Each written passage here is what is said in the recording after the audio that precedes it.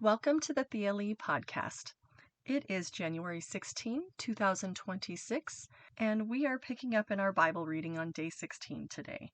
So yesterday, we see that Joseph is now the ruler or governor of Egypt, and the entire lands, it says all the earth, is now in famine. His father, Jacob, heard that there was grain for sale in Egypt. The famine, of course, is in Canaan, where his family is also. So Jacob tells his older 10 sons that they need to go to Egypt to buy grain. He doesn't let them take Benjamin because he says that if Benjamin leaves and something happens to him, then he will surely die. Because Joseph was the governor of Egypt and in charge of selling all the grain, it was to him that his brothers had to come. The brothers all bowed low before him. He acted like he was a stranger and asked where they were from. And they explained that they were from Canaan and they had come to buy some food. Although Joseph recognized his brothers did not recognize him. And then he remembered the dreams that he had had about them many years before. So he said to them, "You're spies. You have come just to see how vulnerable we have become." And his brothers explained, "No, my lord," that they were his servants and they simply came to buy food.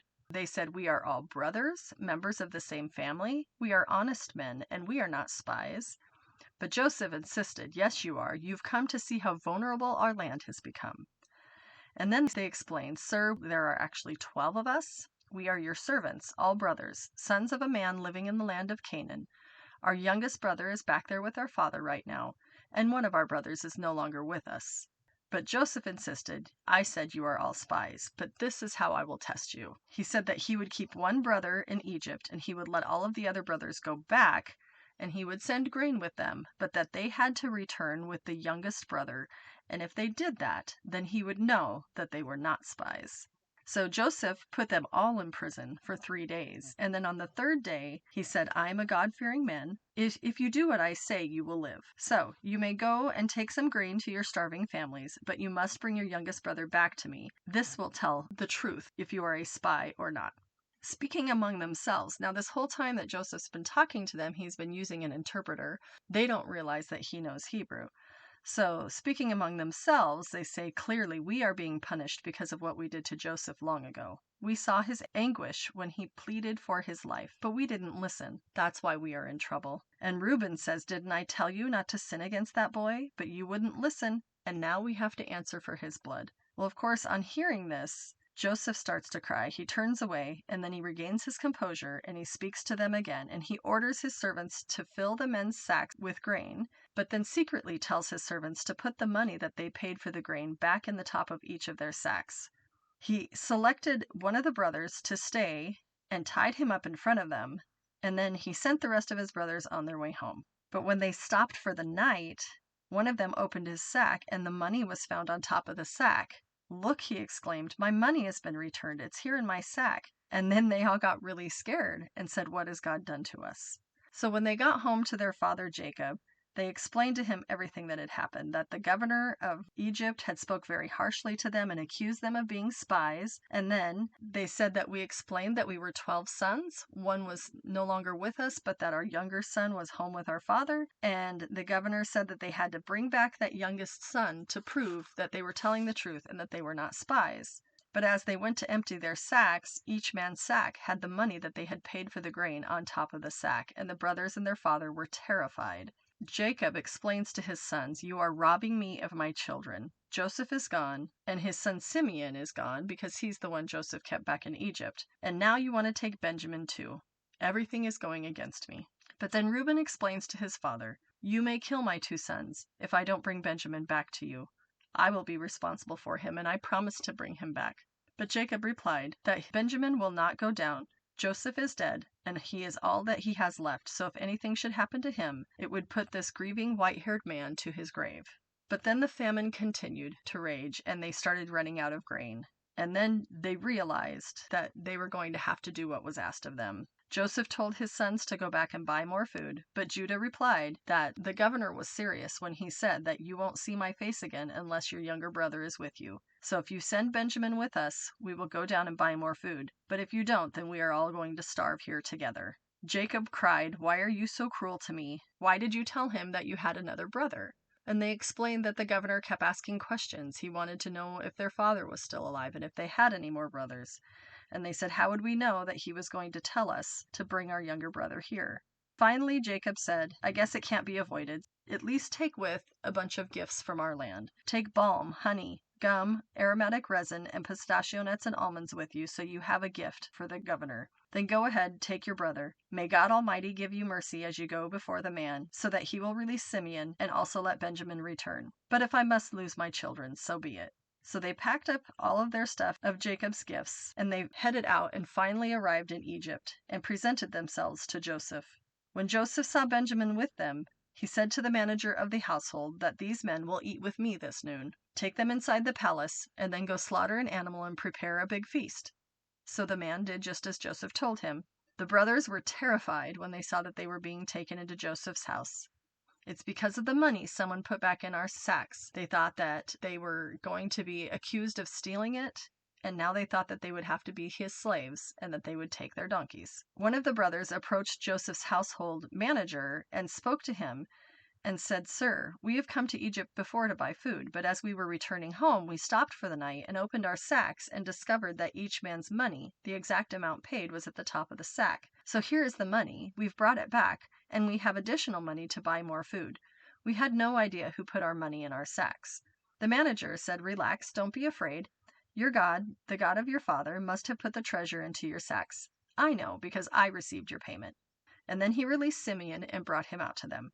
The manager then led the men into Joseph's palace, and he gave them water to wash their feet and provided food for their donkeys, and they were told that they would be eating there, so they prepared their gifts for Joseph's arrival at noon. When Joseph came home, they gave him the gifts that they had brought him and bowed low to the ground before him. After greeting them, he asked, How is your father, the old man you spoke about? Is he still alive? Yes, they replied, Our father, your servant, is alive and well.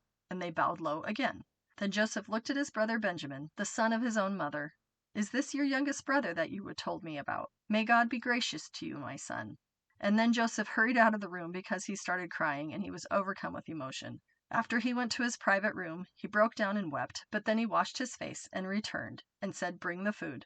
So the waiters served Joseph at his own table, and his brothers were served at a separate table. The Egyptians who ate with Joseph sat at their own table because Egyptians despise Hebrews and refused to eat with them.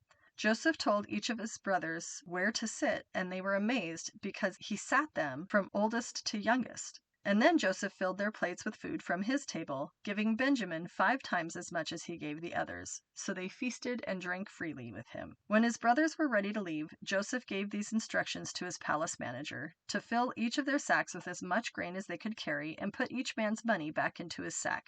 But then he said to put his personal silver cup at the top of the youngest brother's sack along with the money for his grain. So the manager did just as Joseph had asked. The brothers were up at dawn and sent on their journey with their loaded donkeys. But when they had gone a short distance and were barely out of the city, Joseph sent his palace manager, Chase after them and stop them, and then say, Why have you repaid my king's kindness with such evil? You stole my master's cup, which he uses to predict the future. What a wicked thing you have done. So, of course, the manager said this to them, and they said, What are you talking about? We are your servants. We would never do such a thing. If you can find the cup among any of us, then let that man die, and the rest of us will be your slaves. So the man said, Okay, that's fair, and he went and searched their packs. He searched the packs from oldest to youngest, and then, of course, he got to Benjamin's sack, and there it was. And when the brothers saw this, they were just totally distraught, ripping their clothes, and then they loaded their donkeys again and returned back to the city. So Joseph was still there when they got back, and he said, What have you done? Don't you know that a man like me can predict the future? Judah answered, What can we say to you? How can we explain this and prove our innocence? God is punishing us for our sins. We have all returned to be your slaves, all of us, not just the brother who had your cup. But Joseph said, No, I would never do such a thing. Only the man who stole the cup will be my slave. The rest of you may go home to your father in peace. But then Judah steps forward and says, Please let me speak and please forgive me.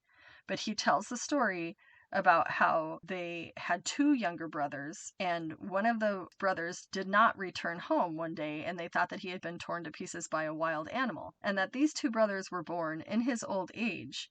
And so they were really special to his dad. This younger brother is the only one that their father has left, and his life is tied to his younger brother. So if he returns home without that boy, their father will surely die, and it would just be better for him to stay and be the slave and to send the younger brother home.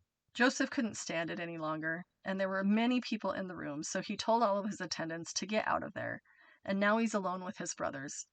So he finally breaks down, and he says, "I am Joseph. Is my father still alive?" But his brothers are stunned and speechless and don't say anything, and he says, "Please come closer." So they come closer, and he said it again, "I am Joseph, your brother, whom you sold into slavery in Egypt. But don't be upset and don't be angry for selling me to this place. It was God who sent me here ahead of you to preserve your lives. This famine that has ravaged the land for 2 years will last 5 more years, and there will be neither plowing nor harvesting. God has sent me ahead of you to keep you and your families alive and to preserve many survivors. So it was God who sent me here, not you. And he is the one who made me the advisor to the Pharaoh and the manager of this entire palace and the governor of all Egypt. Now, hurry back to my father and tell him that this is what your son Joseph says. God has made me master over all the land of Egypt. So come down to me immediately. You can live in the region of Goshen, or you can be near me with your grandchildren and your children, your flocks and herds and everything you own. I will take care of you there, for there are still 5 years of famine ahead of us. Otherwise, your household and all your animals will starve." But Joseph added, "Look, you can see for yourselves, and so can my brother Benjamin, that I am really Joseph. Go tell my father of my honored position here in Egypt. Describe for him everything you have seen, and then bring my father here quickly." Weeping with joy, he and Benjamin embraced. Then Joseph kissed each of his brothers and wept over them. And after that, they all began talking freely. So today, my takeaway is a couple things. First of all, obviously God orchestrated these events in Joseph's life. He could see into the future and he understood what was going to be happening in the land, and that Joseph was the person to take care of the people.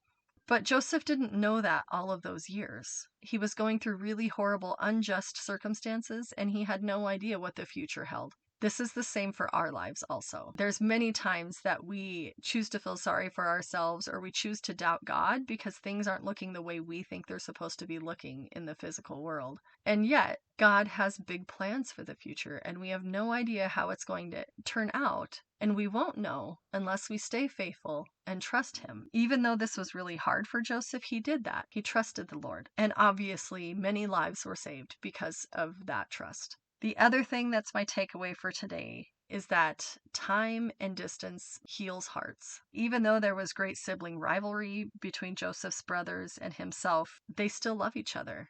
And the ending here proves that their hearts have been healed and they're able to embrace each other and see the good that God has done through this. Thank you for listening. We'll talk again tomorrow.